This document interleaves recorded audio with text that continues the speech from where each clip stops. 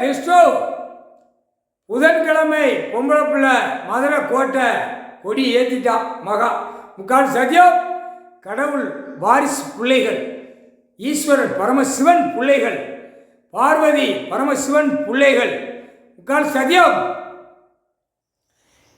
மூணாவது பையன் சென்னையில் நீதிமன்றத்தில் கொடி ஏற்றிட்டான். பவர் கடவுளுடைய பவரால் 3 பிள்ளைகளும் கொடி ஏற்றிடும். புரியா? நாகராஜ வெள்ளிக்கிழமை நாள், புதன் வியாழன் வெள்ளி 3 நாள் கிழமை, 3 கிழமை.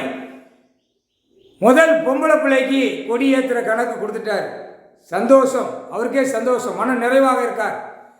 2வது கணக்கில் இளையவன் 3வது பையன் அவன் சென்னை மெட்ராஸில் கொடி ஏற்றிட்டான்.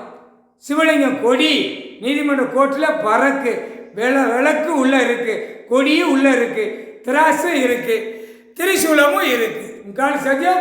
அப்போ என்ன ஆகும்? என்ன நடக்கும்? தப்பு செஞ்சவன் குடும்பமே அந்த கொடி இழுத்து கொண்டே வரும். சிவலிங்கம் கொடி முக்கால் சத்தியம். ஐயா ஆலயம் இருக்கலடா, எங்கள் அண்ணன் ஆலயம் இருக்கல, சிவலிங்கம் திருவண்ணாமலை ராமேஸ்வரம் ஊடாலப்பட்ட சிவன் கோயில் ஆலயம் இருக்கா, அந்த கொடியால் இந்த புயலை சுருட்டி இழுத்து நீதிமன்ற கோர்ட்டில் இருந்து எல்லாம் செயலறைக்கு போயிடுவான். முக்கால் சத்தியம் போட்டாச்சுன்னா கணக்கு.